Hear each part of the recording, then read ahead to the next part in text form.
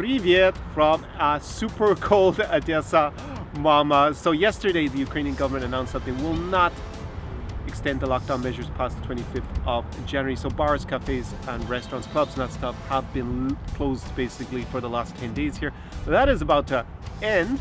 So the question is whether you should consider coming here to Ukraine, to Odessa, or another country in the region like Russia or Belarus in the next few months. It is the coldest day so far this year. It's minus 12 Celsius, got a wind chill, and we're by the seaside here in Odessa, so it feels pretty, I would say closer to minus 25 to minus 12. But let's dive into it and see whether this region is for you in the next few months when things thaw out a little bit. Поехали!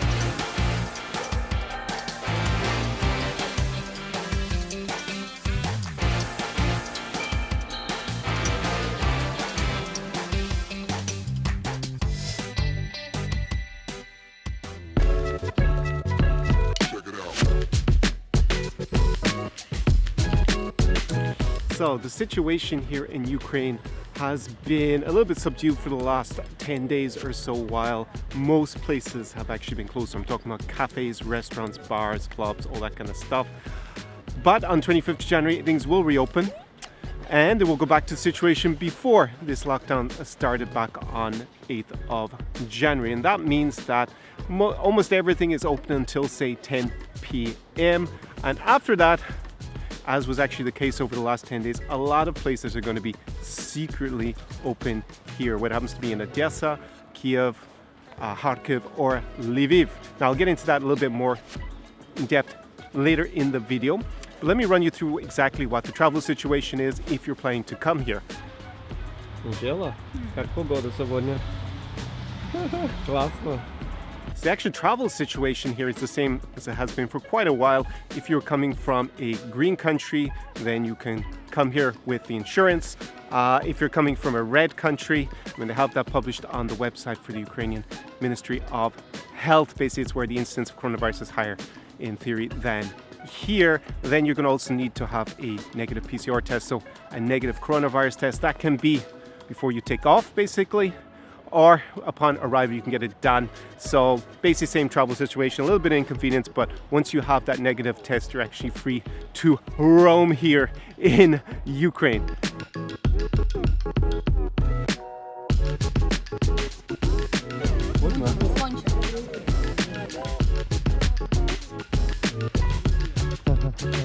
So let's start with Russia, the other big country obviously in the region. If you don't have a visa to go to Russia, it's been pretty close to impossible to get one for the last 10 months. So unless you have a passport that allows you visa free, which is pretty rare amongst my viewers at least, then probably Russia is just not possible at the moment until they change that. Same with the e-visa, the online e-visa that they had started, which is mainly applies to Europeans. Some other nationalities also suspended for the moment, so Russia is a little bit out of play for nearly everybody. Unfortunately, I'm also planning to go back there in 2021 for the Scarlet Sales in St. Petersburg, White Nights.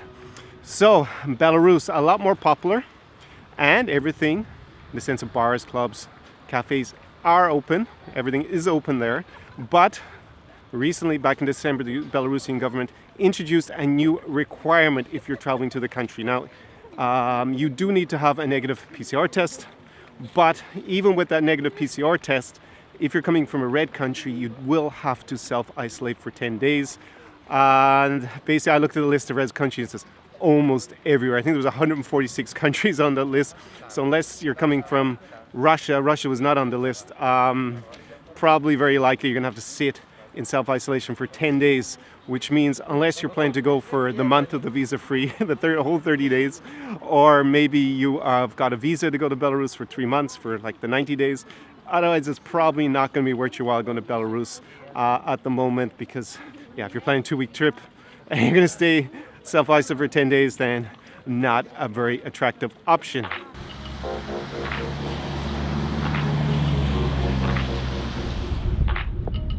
So let me run you through what I think is going to be the best option in terms of travel, having fun, meeting beautiful women in Eastern Europe over the next, say, 2 to 3 months, looking at what the current regulations are and what's open and how easy or difficult travel is in the region. Now, back in December, actually over the Christmas period, I had a client over from California. He swapped the sunny, warm lifestyle of California for obviously the colder climes here in Ukraine. And what we did is we went to Kharkiv in the east of Ukraine. Now, why will we go to Kharkiv? Because it's actually a pretty cool city to go out and party and have fun in. And on top of that, whilst everything officially had to close at 10 p.m., in reality, all the bars and clubs were in fact secretly open if you knew how to get into, or at least all the ones that I wanted to go to with my clients. You might be thinking, well, okay, you got to get into the bars and clubs. What were they like? They were top. And on top of that, they had not seen very many Western guys, obviously, in a city like Kharkiv for a very long time. So that initial boost of perceived value that my client got from coming living the Zara experience in Kharkiv after such a long hiatus of foreign travelers was massive. I think over the next 2 months, coming somewhere in Ukraine, actually knowing what's going to be open after 10 o'clock is going to be key, whether you can have a really good time or not. Obviously go out and socialize and meet lots of beautiful Ukrainian women in social settings. If, as always, you are deem yourself interested in living this Zara experience with me, there is the application form below in the description to this video. Go click on it and I fill out the application form. Then I will vet it myself. I read through all the applications personally, and then if I think it's a good fit for us, we'll jump on a brief strategy call together and figure out the logistics. Could be here in Odessa the next 2 or 3 months, could be up in Kiev, could be in Lviv in the west of the country, or my personal favorite at the moment, Kharkiv in the east of Ukraine.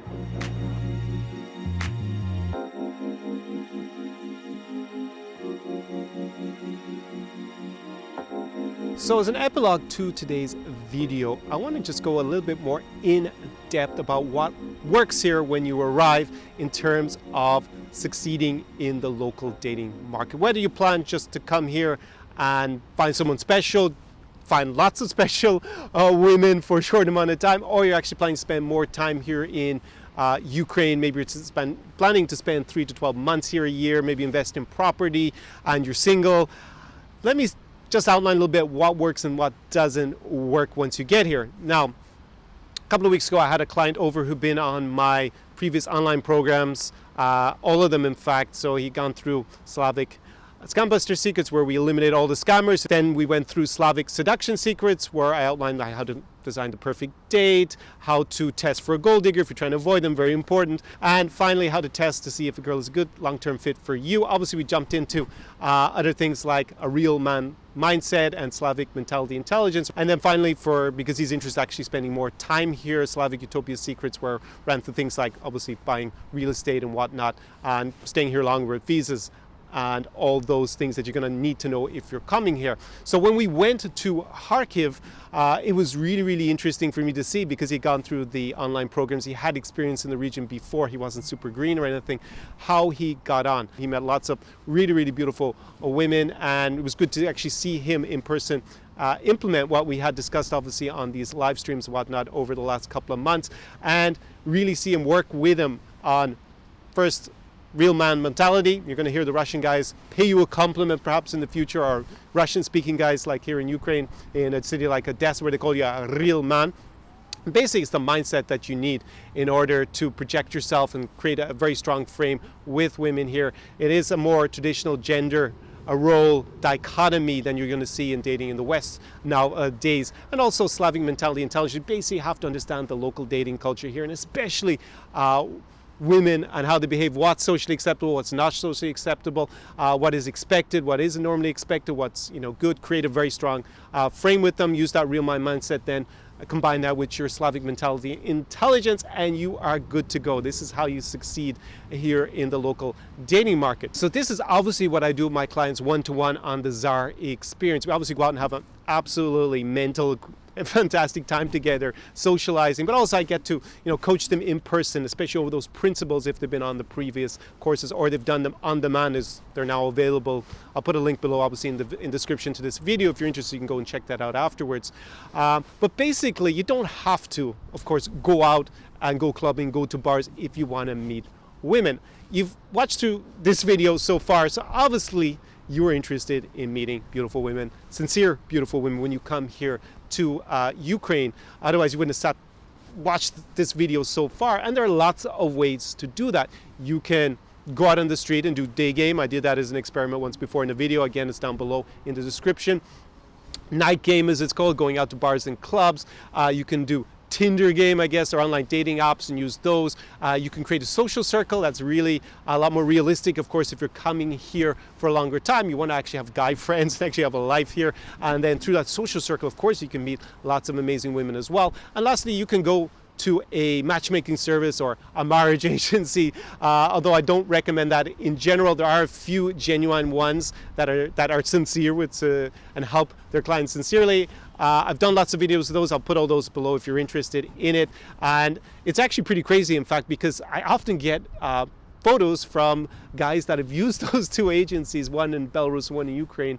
And they send me photos with their fiancés and, even from their weddings when they get married. And it's pretty crazy, to see that just because I've recommended that agency and directed them that way, that it helped them and they were able to go and do that. Now, so that's great. So I know to a certain extent, at least these agencies can work, but it's just one way to create opportunities and basically meet women. And you can do any one of those 5 that I've outlined, or you can do a combination of them. And in general, that's not really the key, because getting dates here in Ukraine, as anyone knows, is super easy. You go onto Tinder, you're going to have 20 scammers write you almost immediately, right? You go to, especially those disingenuous dating agencies, you're going to have a plethora of scammers approach you. You walk down Arcady here during the summer, the scammers are going to be looking for you. They're going to be like hawks waiting and coming over and smiling to you, so that you start getting a conversation with them, and you're brought into a scammer restaurant and you basically get robbed, for lack of a better word about it. So getting the quality introductions, we can go to been getting those contacts, it just creates a warm lead for you. And that's important to start off with. But after that, you're going to have to interact with a real human being, and you're going to have to create a strong frame, especially here in Eastern Europe. It's not Western Europe at all. There is a strong dichotomy, as I said, between gender roles here, between men and women. And if you don't have that real man mindset, and you don't have Slavic mentality intelligence, you may end up with someone, and definitely if you're with a dodgy marriage agency or something, they're probably going to try and pawn someone off on you, so that they feel like they set you up with someone. And even if they're not a disingenuous, it's never going to be optimal unless you have those 2 things nailed. And if you're going on some sort of romance tour and they're bringing you around and they're telling you need to buy flowers and stuff to impress the girl and pedestalize her, it's even worse. They're basically setting you up to be a simp. And believe me, in Eastern Europe, you do not want to be perceived as a simp. I just see that guys that don't succeed or don't do as well as they should, it's the guys that can't create a strong frame with women. They don't have that real man mindset. And it doesn't matter if you're rich, if you're really handsome, if you're tall, if you're short. Obviously speaking Russian is an advantage, or Ukrainian here, but that's not the key thing. And these things are boosters, they help, but the real core when you get down to it is whether you can do those 2 things, real man mindset, and whether you have Slavic mentality intelligence, whether you implement those things correctly. So bear that in mind when you're coming here, whatever way you come here, whichever tactics you use, that is the key. And this beautiful, beautiful sunset with the snow melting over the roofs of Odessa, I'm going to bid you farewell, and hopefully you take advantage of the info in this, what was originally a travel update video, but I went on a bit of a rant there in the end, in the epilogue. See you very soon in the next video. Do побачення, до свидания from Odessa, Ukraine. SAR Experience.